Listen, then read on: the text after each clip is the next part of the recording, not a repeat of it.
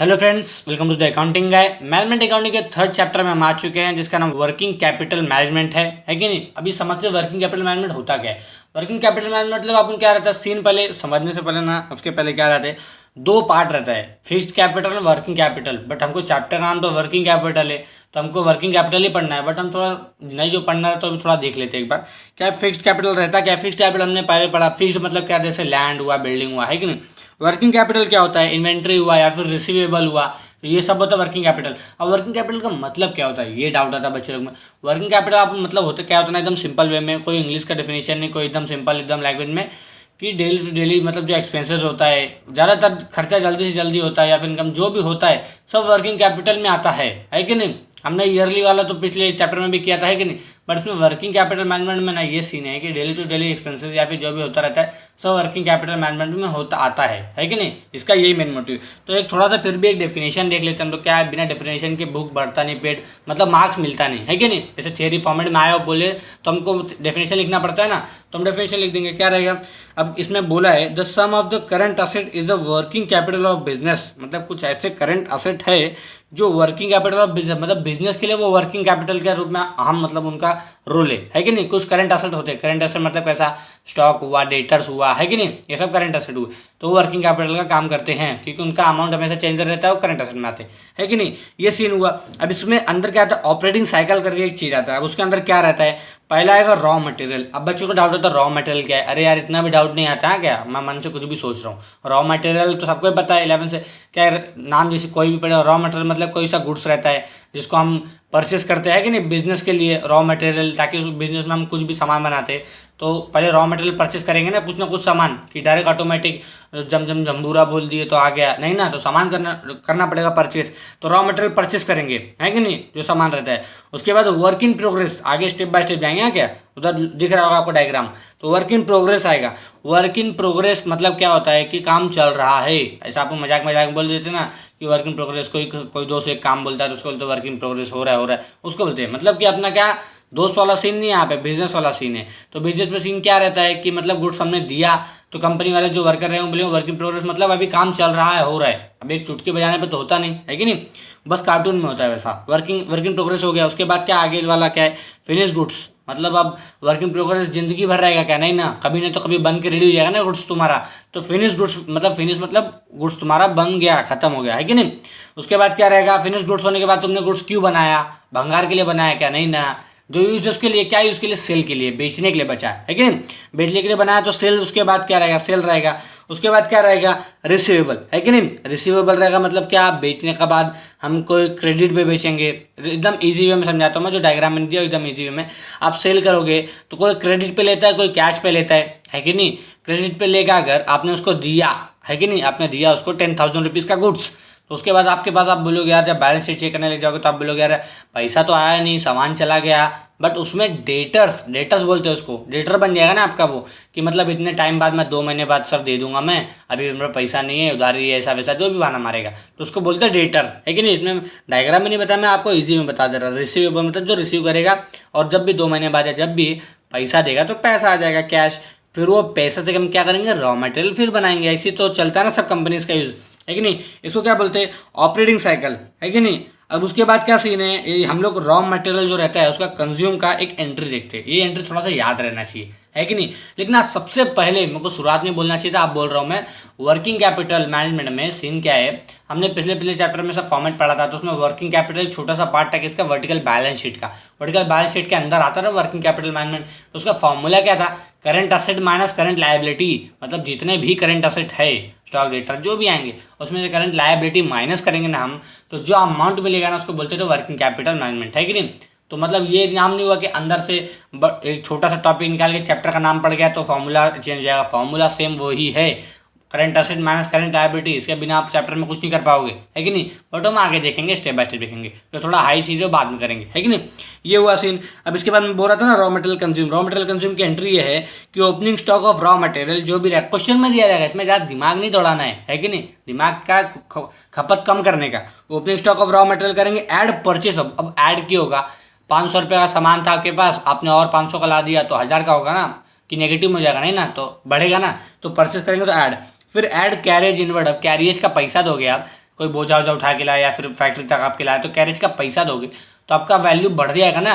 आप कुछ भी सामान लाया 400 का, उसका 50 रुपया चार्जेस लग गया उसका उठवाने, या फिर जो भी कुली उली लिया 450 रुपया लग गया, तो आप गुड्स का वैल्यू 450 लगाओगे ना कि 400, है कि नहीं। ऐसा बोलोगे 50 रुपये लगा, लेकिन 450 बोलोगे तो इसलिए ऐड हो गया, बढ़ जाएगा। ऐड माइनस क्लोजिंग स्टॉक और रॉ मटेरियल। अब क्लोजिंग स्टॉक क्यों, क्लोजिंग स्टॉक यूज़ में नहीं आया क्योंकि जब बिजनेस बंद करने लग गए तो हमने देखा कि अरे यार इतना सामान बच गया, तो उसको माइनस कर देंगे। माइनस इसलिए करेंगे क्योंकि हम पता करना चाहते हैं ना साल भर में हमारा रॉ मटेरियल कितना कंज्यूम हुआ है, तो क्लोजिंग स्टॉक तो बच गया है ना, तो उसको माइनस करना पड़ेगा, है कि नहीं। अब बच गया तो कैसे पता चलेगा, कंज्यूम नहीं हुआ मैं तो माइनस कर देंगे, तो उसे क्या मिलेगा, रॉ मटेरियल कंज्यूम, है कि नहीं।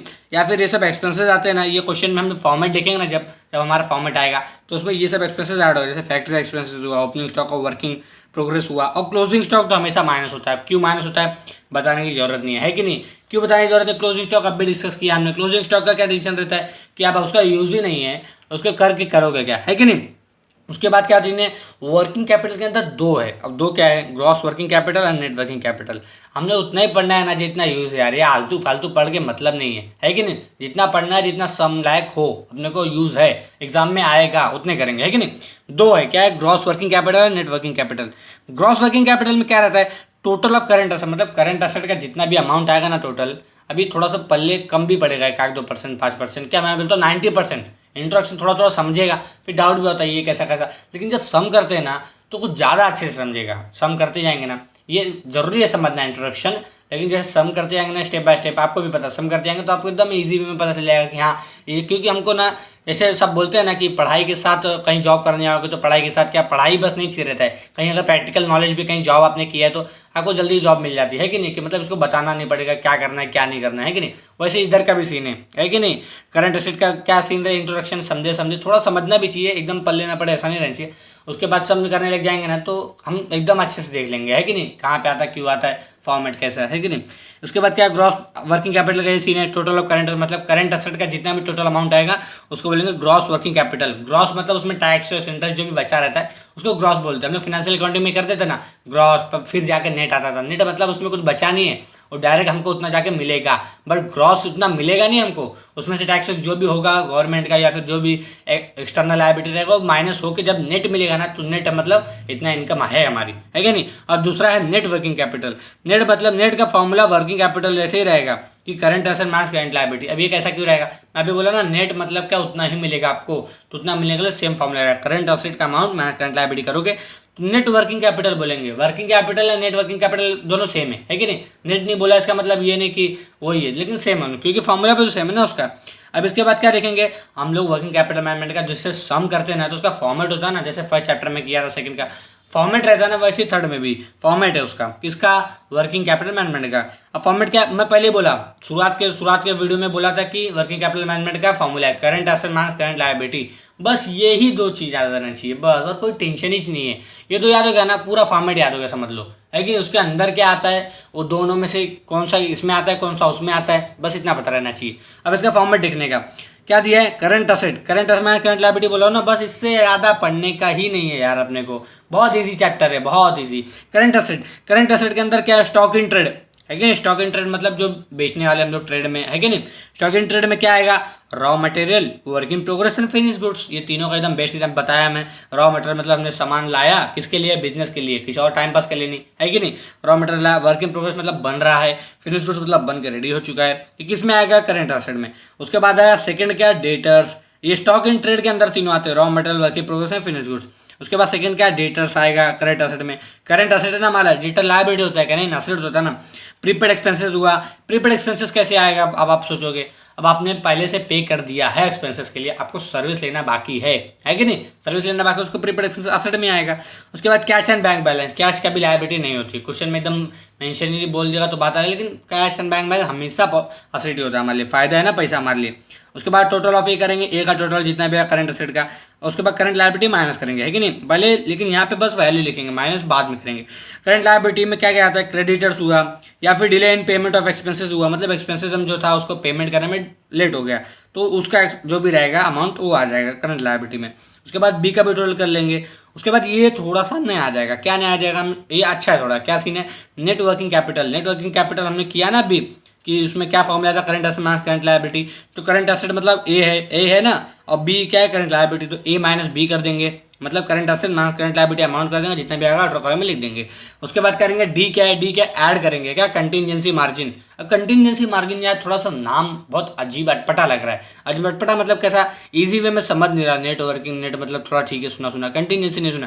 कंटीजेंसी मार्जिन मतलब इमरजेंसी में अगर कुछ भी खर्चा रहता है ना, कभी कभी इमरजेंसी में किसी को कुछ चोट वोट भी पहुंच गया, फिर कुछ भी हुआ इमरजेंसी में, अब आपको खुद ही पता है इमरजेंसी में कुछ भी होता है तो क्या बॉस को कॉल लगा कि ये बॉस करूँ कि नहीं करूँ। अब उसमें एक्सपेंसेस हुआ तो इमरजेंसी में हुआ तो करना ही पड़ेगा ना वो, और बॉस भी हाँ दिया रहता है परमिशन कि हाँ चलो ठीक है जरूरी है, तो वो जितना भी एक्सपेंसेस हुआ ये यहाँ पे ऐड हो जाएगा लास्ट में। क्यों लास्ट में क्यों दिया है, बीच में क्यों नहीं दिया है, इमरजेंसी था ना यार। इमरजेंसी तो बीच में कैसे पता चलेगा कि आपको बिजनेस के बीच में होगा या बिजनेस के बाद में होगा, तो जब बनाने जाएंगे तो लास्ट में ऐड कर देंगे कंटीन्यूसी मार्जिन, क्वेश्चन में दिया रहा तो।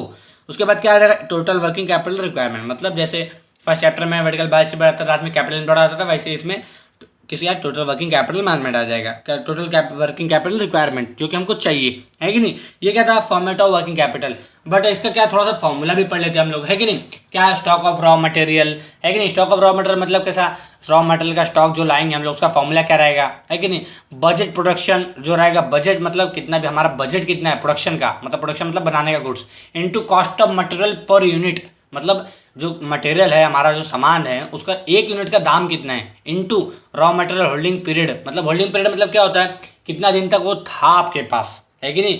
कभी भी आपको याद होगा कोई से भी पिक्चर बनती है तो अगर उसको लेट लगता है आने में तो उसका और बोलते कि मतलब वो क्या बोलते हैं उसको, वैल्यू बढ़ता रहता है, पैसा बढ़ते जाता है। 400 करोड़ का पिक्चर बनी तो 450 हो गए, अब आप बोलोगे अरे यार बन के रेडी हो गई, फिर भी पैसा कैसे बढ़ रहा है उसका, तो उसका मतलब रखने का भी होता है ना, जैसे वेयर हाउस में सामान रखते हैं वैसे उन लोग का वेट करने में भी उनका वो और बढ़ते जाता है सबका, है कि नहीं, क्योंकि सब वेट कर रहे हैं ना, कैमरामैन और सब लोग, उन लोग का बढ़ते जाता है। वैसे रॉ मटेरियल का भी सीन है, रॉ मटेरियल का सीन है कि 365 डेज, एक साल, मतलब कम से कम एक साल, ये जितना भी करंट असेट है ना हमारे पास करंट असेट, इसको एक साल के अंदर ही पे करेंगे वर्किंग कैपिटल के चैप्टर में, ये चैप्टर में एक साल के अंदर ही पे करना रहेगा, जितना भी या फिर उससे भी कम, है कि नहीं, एक साल से ऊपर कोई भी नहीं रहेगा।